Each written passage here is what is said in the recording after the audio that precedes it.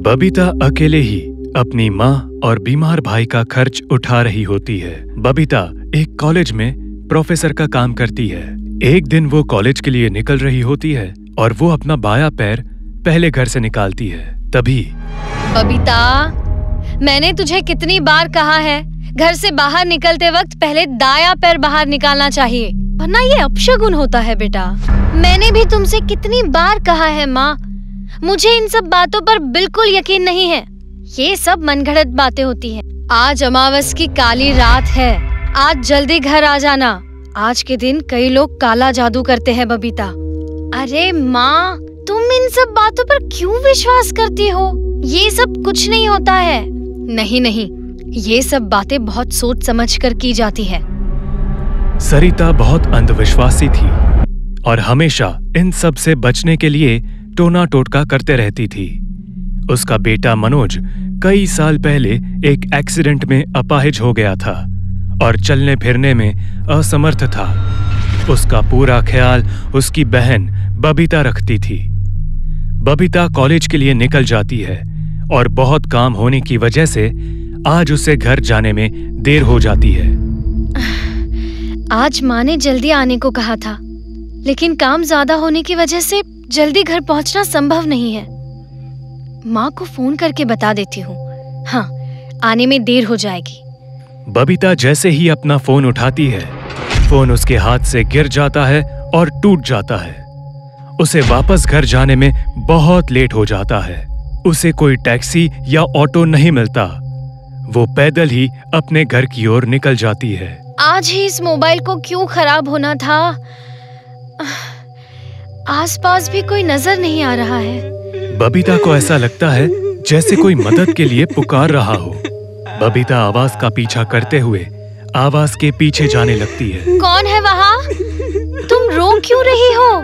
बबीता को कुछ भी नजर नहीं आता, लेकिन वो आवाज का पीछा करने चली जाती है। तभी वो देखती है कि वो एक कब्रिस्तान में पहुंच गई है।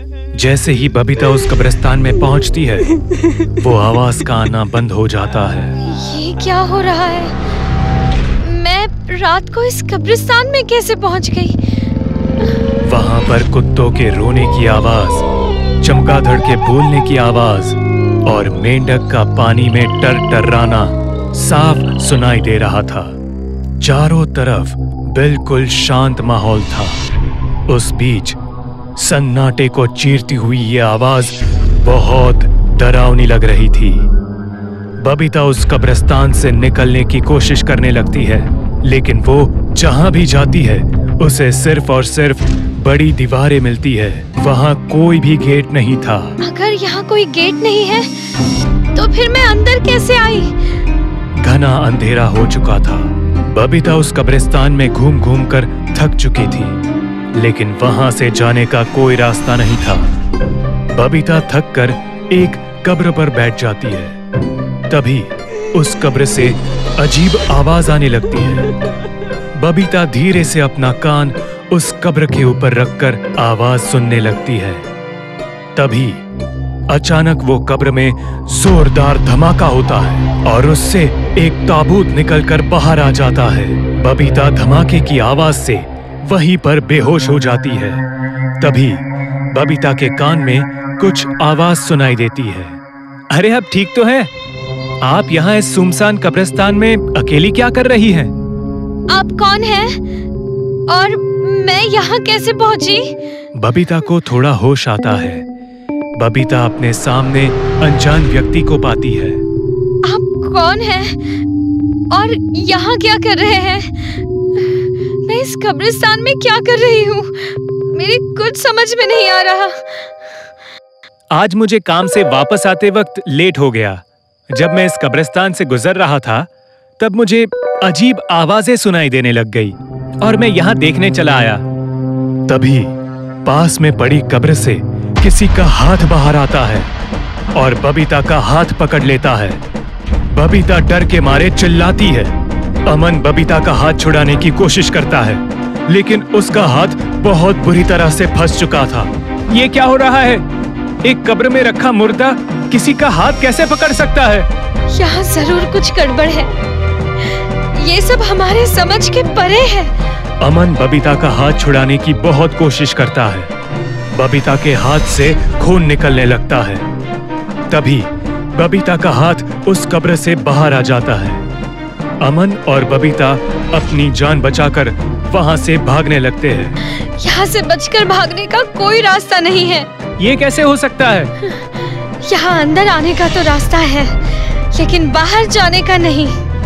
ये कोई चाल है हमें फंसाने की। पीछे से उस कब्र से एक भूत चलकर आने लगता है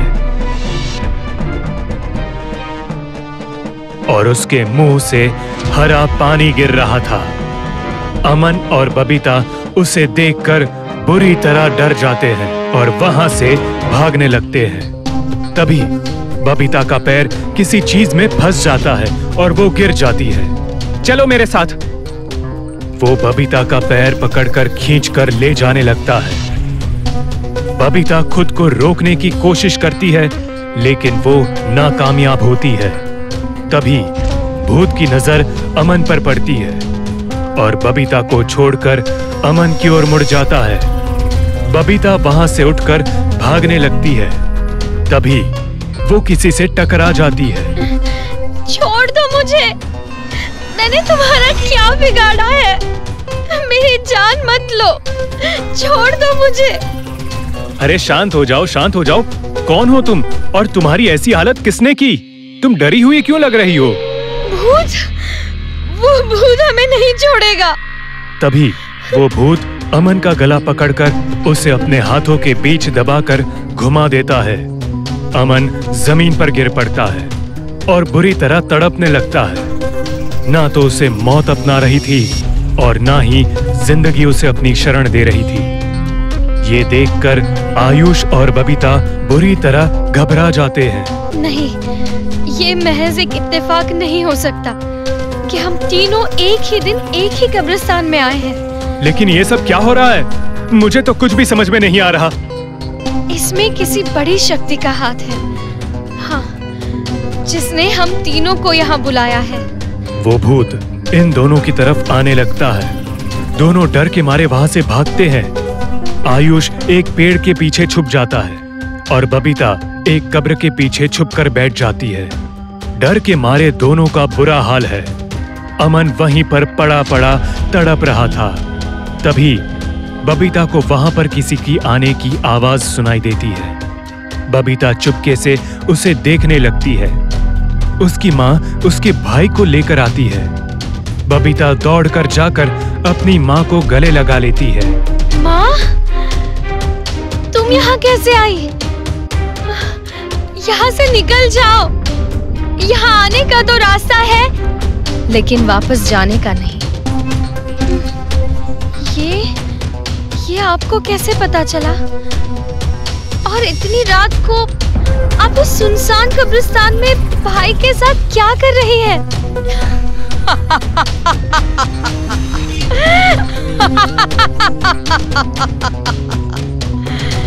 तुम्हें अब तक नहीं समझ में आया? ये सब मेरा करा धरा है। तुम तीनों को मैंने यहाँ बुलाया है। बबीता का ये सुनकर होश उड़ जाता है। आज अमावस की काली रात है। तुम तीनों को एक बात जोड़ती है। तुम तीनों अमावस की काली रात में पैदा हुए थे। आज मैं तुम तीनों की बलि चढ़ा दूंगी, जिससे मेरा बेटा पहले की तरह बिल्कुल ठीक हो जाएगा। कैसी माँ हो तुम? अपने बेटे के लिए तुम 3 मासूम जिंदगियां छीन रही हो। तभी पीछे से वो भूत आकर बबीता को ले जाने लगता है। बबीता खुद को छुड़ाने की कोशिश करती है, लेकिन वो उसके चुंगल से नहीं निकल पाती। वो भूत अमन, आयुष और बबीता को पेड़ पर उल्टा लटका देता है। बहुत अच्छा काम किया तुमने। 1 बजने वाला है। 1 बजे मैं इन तीनों की बलि चढ़ा दूंगी। तीनों के खून से नहाते ही मेरा बेटा बिल्कुल ठीक हो जाएगा, बिल्कुल ठीक हो जाएगा। सरिता हाथ में तलवार लेकर उन तीनों का गला काटने जा रही होती है। तभी उसका पैर एक कब्र पर पड़ जाता है और वो कब्र खुल जाती है और सरिता उसमें गिर जाती है और वो कब्र अपने आप बंद हो जाती है। अमन, आयुष और बबीता तीनों अपने आप उस पेड़ से नीचे गिर जाते हैं। आयुष बेहोशी की हालत में उस कब्र को देखता है जिसमें सरिता समा गई थी। माँ, तुमने हमें बचा लिया। वो कब्र आयुष की माँ की होती है। वो भूत गुस्से में पेड़ उखाड़कर फेंक देता है और सरिता के बेटे के पेट में अपना नाखून गड़ाकर उसकी अंतड़ियां निकालकर खाने लगता है। बबीता, अमन और आयुष अगले दिन सुबह होश में आते हैं। तीनों उस कब्रिस्तान के बाहर होते हैं। तीनों अपने अपने रास्ते निकल जाते हैं। लेकिन वो रात तीनों की जिंदगी की खौफनाक रात होती है जिसे वो तीनों कभी नहीं भुला सकते। एक माँ अपने बेटे को ठीक करने के लिए किसी और के बेटे की जान ले रही थी और एक माँ मरकर भी अपने बेटे की जान बचा रही थी। वो खौफनाक रात हमारे जहन में हमेशा जिंदा रहेगी।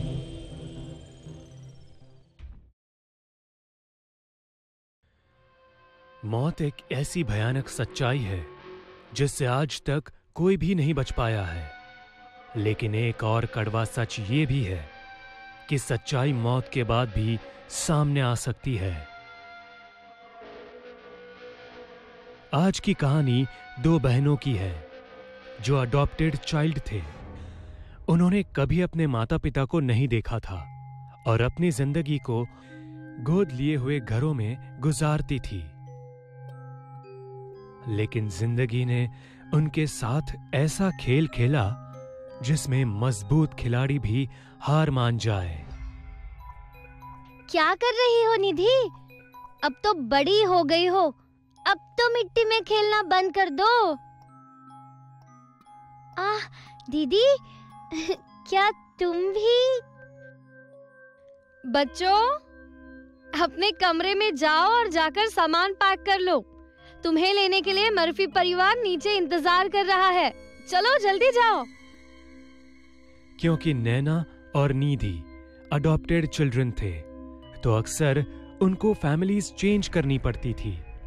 जिंदगी अब तक खुशनुमा चल रही थी। दीदी सच कहूं तो मुझे इस परिवार को छोड़कर जाने का बिल्कुल मन नहीं कर रहा। लेकिन अब दूसरा कोई रास्ता भी तो नहीं है। हम अनाथ की जिंदगी ऐसी ही होती है, एक घर से दूसरे घर, दूसरे घर से तीसरे घर। दोनों अडॉप्टेड बहनें अभी जिंदगी की लड़ाई में बहुत छोटी थी। नैना जहां 13 साल की थी तो उसकी छोटी बहन निधि 10 साल की थी। अब उन्हें मर्फी फैमिली में जाना था। दीदी क्या तुम्हें पता है मर्फी आंटी बहुत खड़ूस है। इन्हें बच्चों से कोई खास लगाव नहीं है। फिर न जाने क्यों ये हमें लेने आई है। हाँ ये बात है तो सही, क्योंकि मैंने भी सुना है कि इनका स्वभाव बहुत अजीब है और व्यवहार बहुत खतरनाक है। पहले भी कई लोगों ने इनके यहाँ से बच्चों के गुमशुदा होने के किस्से बताए हैं। बच्चों बाहर गाड़ी में बैठ जाओ। हाँ? शाम होने वाली है ना, जाओ। हाँ जाओ। दोनों बहनें अब मर्फी फैमिली पहुंच चुके थे, लेकिन वहां उन्हें अब तक का सबसे अच्छा एक्सपीरियंस हो रहा था। घर किसी आलीशान महल से कम नहीं था और रोशनी से चकाचौंध था ये घर। उस रात दोनों बहनें सो गई और अगली सुबह उठी तो मर्फी उनके बगल में बैठी थी। बच्चों वैसे तो स्कूल जाना बहुत जरूरी है ना? लेकिन मैं तुम्हें 2 रास्ते देती हूँ। हाँ, या तो घर के सारे काम करो या स्कूल जाओ। नैना को पढ़ाई पसंद नहीं थी, इसलिए उसने घर का काम करना सही समझा और निधि ने स्कूल जाने का फैसला किया। तकरीबन 1 हफ्ते बाद नैना, ए नैना, जल्दी से डाइनिंग हॉल पहुंचो, चलो। डाइनिंग हॉल पर बैठने के बाद निधि, तुम शुरू करो। आज तुम्हारा मनपसंद पकवान बनाया है। नैना, मुझे तुमसे बात करनी है। मुझे नहीं पता कि तुम्हारे पहले परिवार कैसे रहे हैं या उनकी क्या मानसिकता रही है, लेकिन इस घर में हम ईमानदारी को महत्व देते हैं और तुम जिसे अपनी बहन कहती हो वो सिर्फ तुम्हारा वहम है। ये तुम्हारी काल्पनिक मित्र है और इससे ज्यादा कुछ भी नहीं, समझी? और तुम अब 13 साल की हो।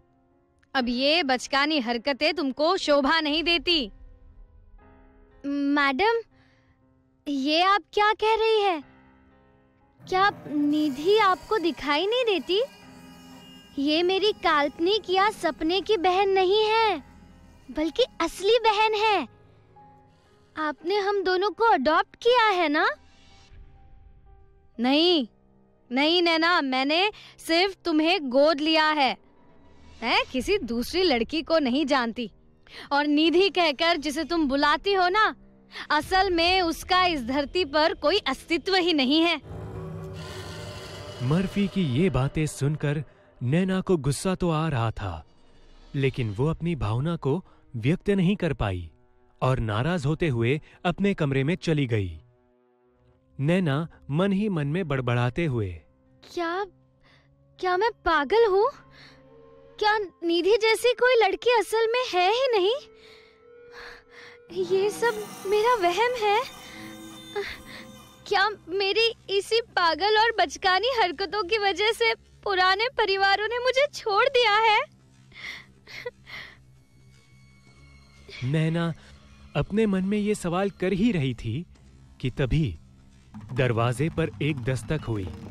दरवाजे पर निधि खड़ी मुस्कुरा रही थी। निधि, निधि तुम?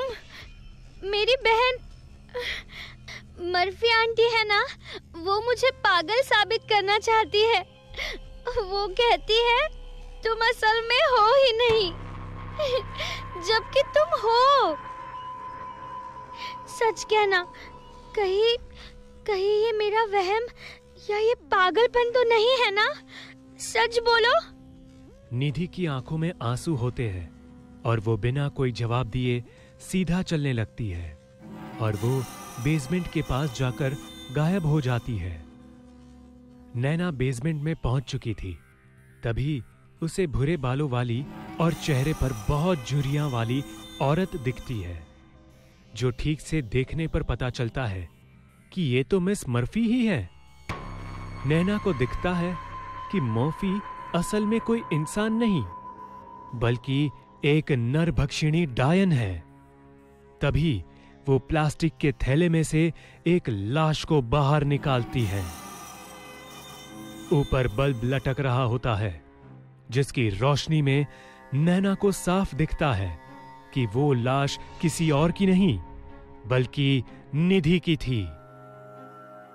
नैना अंदर से कांप उठती है और अब उसे समझ नहीं आ रहा था कि वो क्या करे। उसे बहुत डर लग रहा था और रोना भी आ रहा था, लेकिन अगर मर्फी उसे अभी इसी वक्त देख लेगी तो जाहिर है वो उसे भी मार देगी। नैना दबे पांव अपने कमरे में आती है और दरवाजा कसकर बंद करके रोने लगती है। अब तो वो और भी ज्यादा डरी और कंफ्यूज्ड थी। कुछ समय बाद वो नॉर्मल होती है तो वो ये सोचती है कि असल में पूरा मामला है क्या। असल में अभी उसने निधि की लाश को देखा, जबकि कुछ देर पहले ही वो निधि के साथ डाइनिंग टेबल पर बैठी थी। कहीं ऐसा तो नहीं कि मर्फी ने निधि का कत्ल कर दिया और अपने कातिल के कैरेक्टर को छिपाने के लिए निधि को अदृश्य साबित करने का ढोंग कर रही है। लेकिन अगर ऐसा है भी तो निधि उसे कैसे दिखाई दे रही है, जबकि वो तो मर चुकी है। उसका सिर ये सब सोच सोच कर फटा जा रहा था। तभी उसने अपनी बगल में निधि को बैठा देखा, जिसे देखकर वो बहुत ज्यादा डर गई। दीदी, तुम डरो मत, ये सच है कि मैं मर चुकी हूँ और मेरा अब कोई वजूद नहीं है, लेकिन मेरी कातिल वो चुड़ैल मर्फी ही है।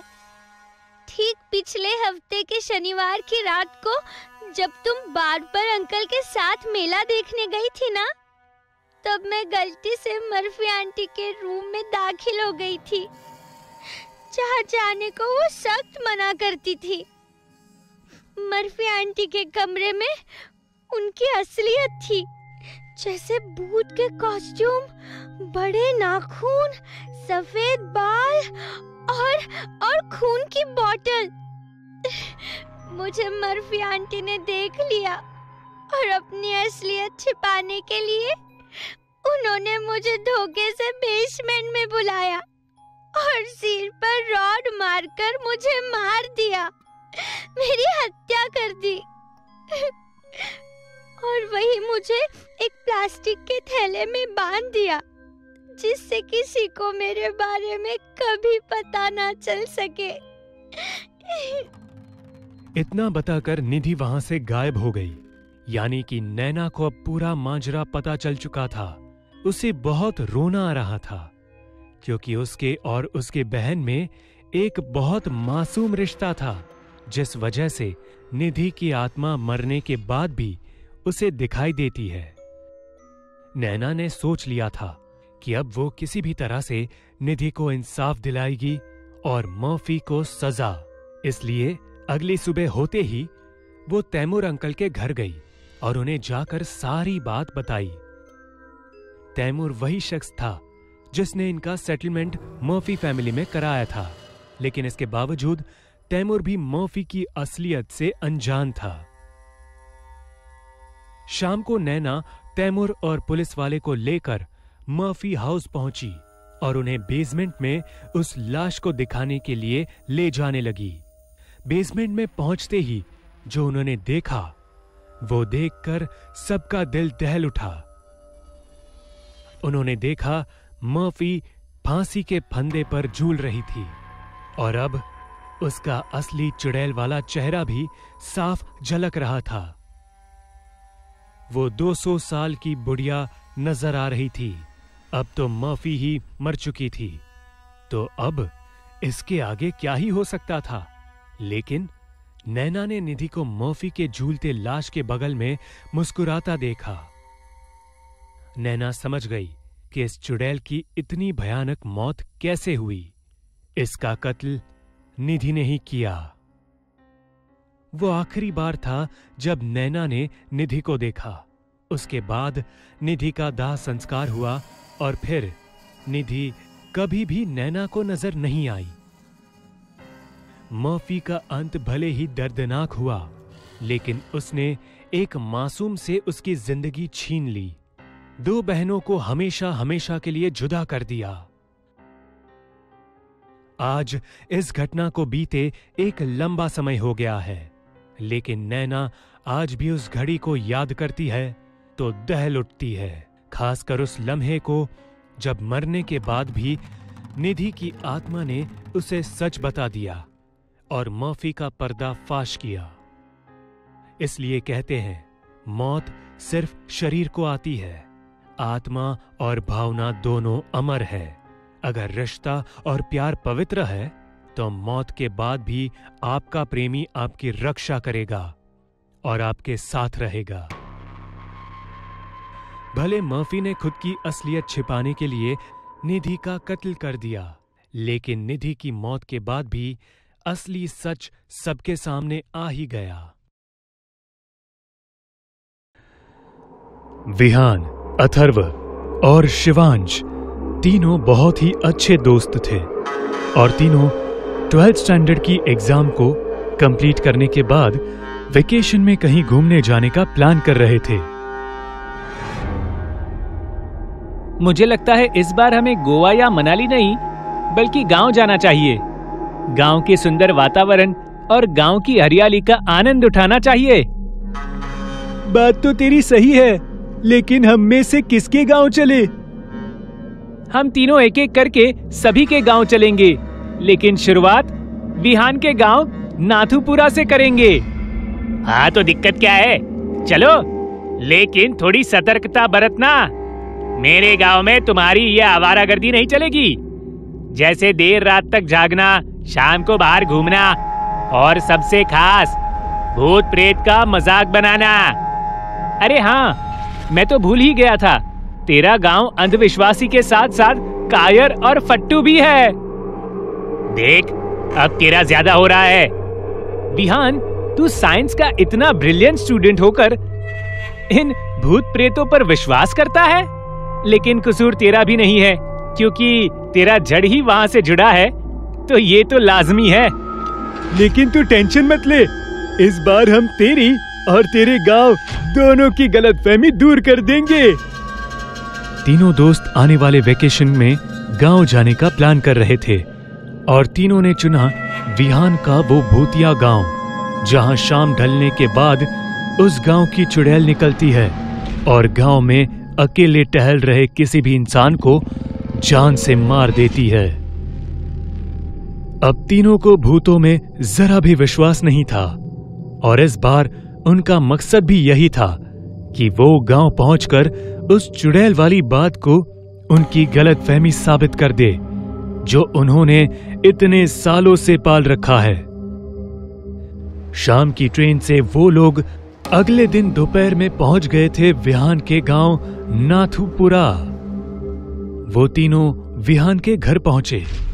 उनके गांव के पुश्तैनी मकान में सिर्फ विहान की दादी रहती थी और बाकी के लोग शहर में ही सेटल्ड थे। अरे बेटा, तू आ गया, बहुत अच्छा किया। जा, जल्दी हाथ मुंह धो ले, मैं खाना लगा देती हूँ, जा। तीनों दोस्त खाना खाकर एक ही कमरे में अपने अपने बेड्स पर रेस्ट करते हुए बातें कर रहे थे। अरे, तुम लोग सो कहाँ गए? अपना मकसद भूल गए क्या? अथर्व अपने दोनों दोस्तों के साथ कमरे से बाहर चुपके से निकलता है और दादी के कमरे में घर की चाबी लेने जाता है। अथर्व अकेला दादी के कमरे में गया था। वो जैसे ही वापस जाने को मुड़ा, एक पतले से हाथ ने उसकी टी शर्ट पकड़ ली और पीछे से एक डरावनी आवाज आई, चाबी रख दे यहाँ। अथर्व जैसे ही पीछे पलटा, उसने देखा कि विहान की दादी ने उसके कंधे पर हाथ रखकर उसे रोका था।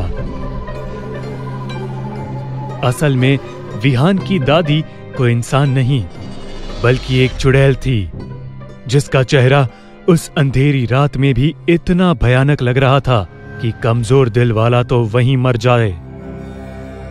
ये देखकर अथर्व वहीं कांपते हुए बेहोश हो गया।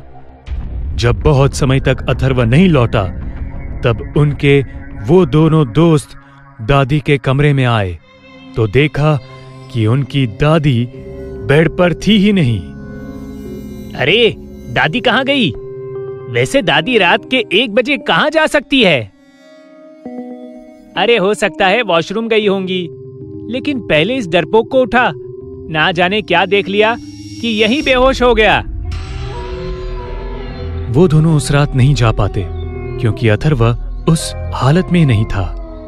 अगली सुबह अथर्व की जब आंख खुलती है तो उसे उसके ठीक बगल में विहान की दादी बैठी दिखती है, जो अभी भी उसी खौफनाक चेहरे के साथ थी। बेटा, तू मेरा अच्छा बच्चा है ना? किसी को कुछ मत बताना कि मैं कौन हूँ, वरना कोई तुझे नहीं जान पाएगा कि तू कौन था। अच्छा बेटा मेरा। इसके बाद विहान की दादी वहां से चली जाती है। अथर्व अभी भी सदमे में होता है और अपने दोनों दोस्तों को यहां से जितनी जल्दी हो सके निकल जाने को कहता है।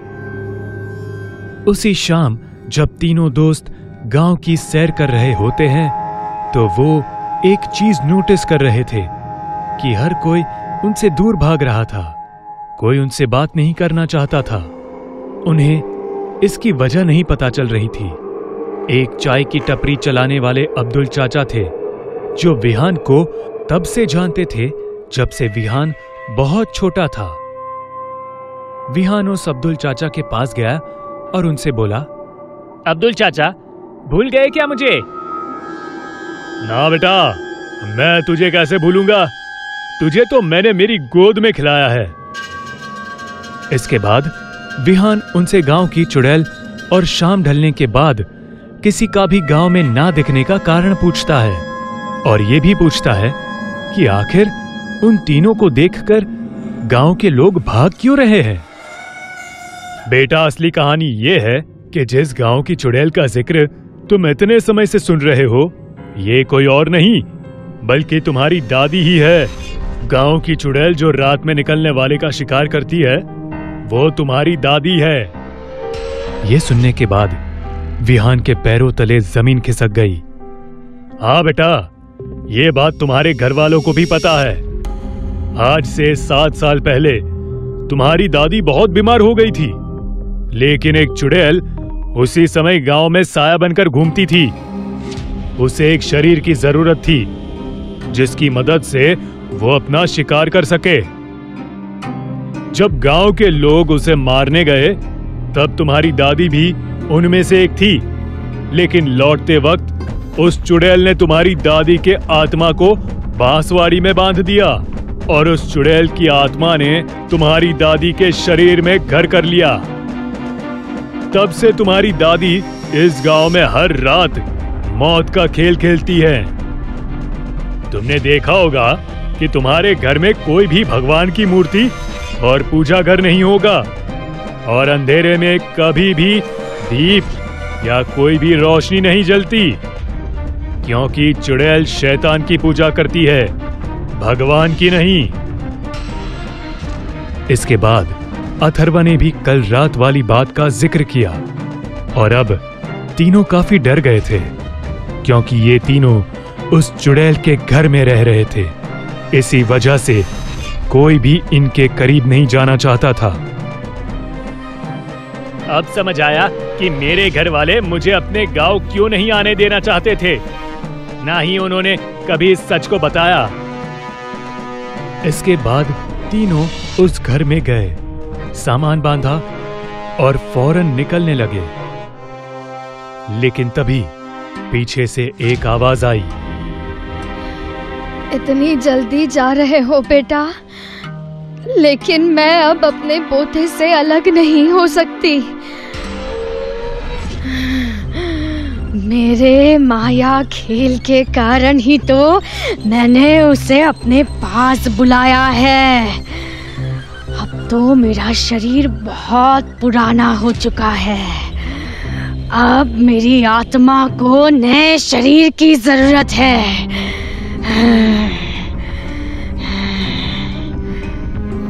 इतना कहते ही विहान की दादी के अंदर बसी उस चुड़ैल की आत्मा ने विहान के शरीर के अंदर दस्तक दी, और इस डरावने दृश्य को देखते हुए वो दोनों दोस्त अपनी जान बचाकर भागे। कहते हैं अब विहान की दादी की जगह विहान का शरीर उस चुड़ैल का घर बन चुका है, जो अगले 60 साल तक यूं ही इस गांव में हर रात मौत का खेल खेलेगा।